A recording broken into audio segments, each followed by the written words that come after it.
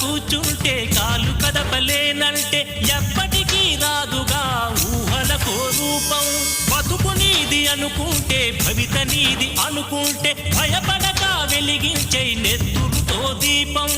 ఏ చీకటి ఆపునురా రేపటి ఉదయం, ఏ ఓటమి ఆపునురా రాగల విజయం.